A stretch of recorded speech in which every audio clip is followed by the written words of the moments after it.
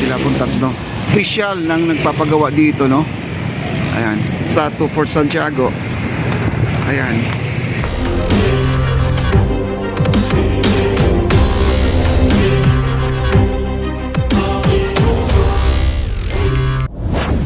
Bisita pa yun, no? Ayan, may mga bisita. Sila po ay nag-iikot. Hindi ko lang alam kung sila ay nanggagaling ng Fort Santiago tapos nag-exit dito, o sila po ay nag-inspection talaga. Sila po ay mga official nang nagpapagawa dito, no? Ayan, papunta po dito sa atin. At dito guys, may mga taga-Disod. Ayan, sila po taga-Disod po yan. Ayan, mga kilala po natin yung mga engineer na yan, mga batang engineer ng Disod, mga kaibigan. Yan, yung tatlo na yan, sila po.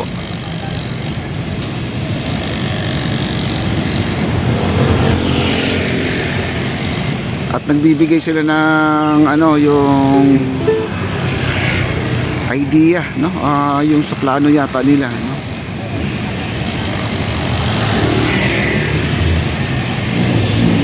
Yan sila pong tatlo.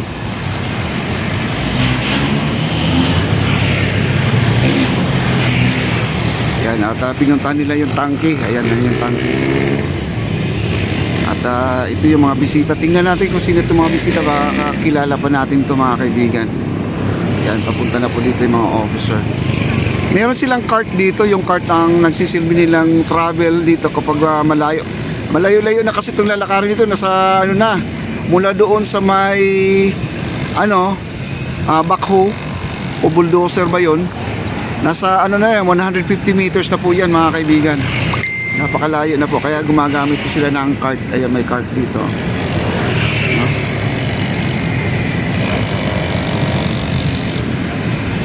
Wow,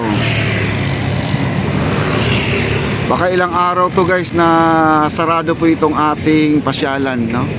Gawa ng maglalagay sila ng bagong tindahan dito sa ating Esplanade sa may Maestranza po ito na park, mga kaibigan. Maestranza, Fort Santiago po. Doon sa dulo meron na, no? May mga tindahan na sa dulo. Ayan, no? Nailatag na. At punta po tayo doon sa dulo. Dito tayo. Punta tayo dyan para makita natin yung dulong-dulo guys, no? Dito. Ayan po yung mga tindahan doon guys, sa dulo. Ayan, no? Ang dami, no? Marami na rin nakalatag doon. Siguro 1, 2, 3, 4, 5, 6, 7, 8. 8 po yung nakalatag doon. Tapos dito naman may isa. Ayan, o. Ayan, may isa.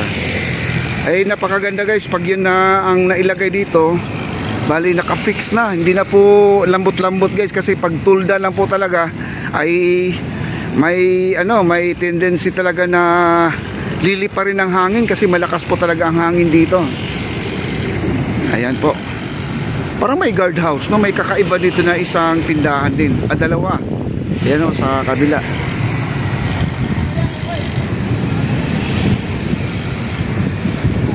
Wow. At adjust pa tayo kasi 8 po ang nabilang natin doon. Patay sa dulo. Unahan tayo. Hello. Ayan sila, oh. Hello. Ayan guys, no? At dito, ayan, makikita natin yung tindahan dito. Ayan, no? Nakikita ko na ang dami na palang nailatag doon sa dulo. Pero mabilis lang siguro to dahil hindi naman kailangan magkarpintero na gagawin yung mga tindahan dyan, kundi yun po ay ilalatag na lang. Bali, siya, no?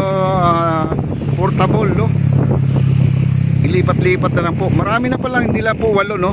2, 4, 6, 8, 10, 12, 13 yata yun nandun yun, nakahilera doon. Ang dami guys, oh. Yan.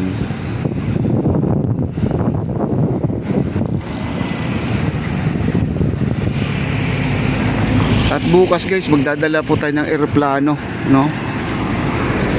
Para makita natin. Eroplano na lang po. Oh. Yan, daming gumagawa, oh, sa dulo. Ayan, sa dulo guys, so daming medyo malabo na ating camera pag close up guys, so. Ayan, daming gumagawa. Tingnan natin mamaya, meron silang signboard dito. Dito kasi wala silang signboard, no? Pero nandun yung motor ni Rex sa baba, tinatabihan ko. Iwan ko nasaan si Rex ngayon. Ayan. Doon, dito sa baba, may nag-aayos ng kanal, no? Gumagawa sila ng kanal. Nagkakanal po sila dyan.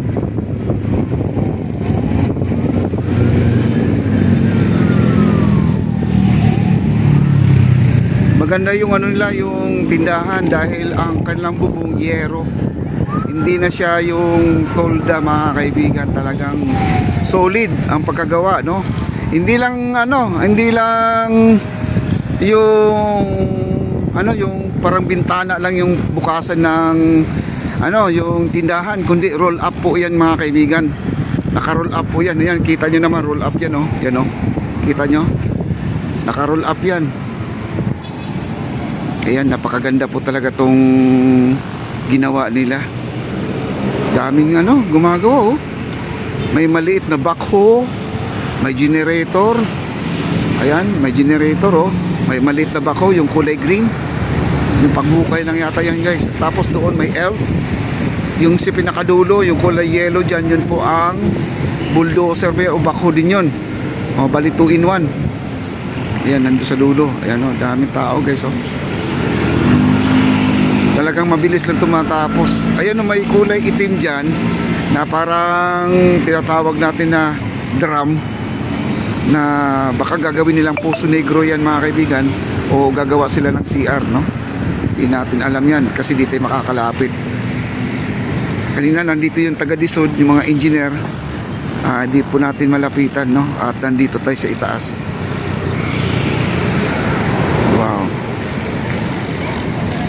Tapos ang ilog Pasig natin ay napaka maaliwalas, hindi po malakas ang agos dahil siguro ang ating dagat ay yung tawag nito, high tide, no? Pag high tide, bumabalik yung agos, guys, no? Wow.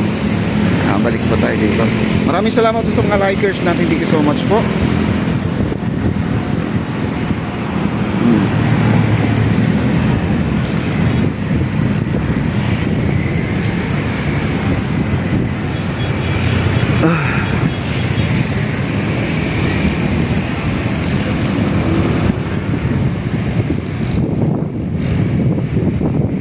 Ayun, nahukay na po nila, guys, oh. Kasi isa sa mga sa mga magandang idea sa pagtag-ulan, mga kaibigan, yung hinuhukay po nila dyan.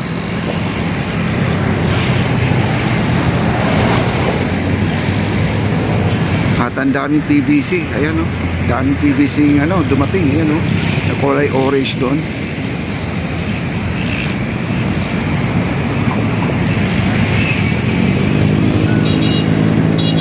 Maraming salamat sa likers natin. Thank you so much. Wow. Yan po ay Maestranza, guys, ha. Yan po parking lot yung likod. Nakita nyo naman. Maestranza. Kung kailan na ginagawa to ng ating FCCDI noon, itong ating esplanade, tayo po ay nag-cover dyan. Ay ngayon, ayan po, at inayos na po nila ulit ngayon for renovation.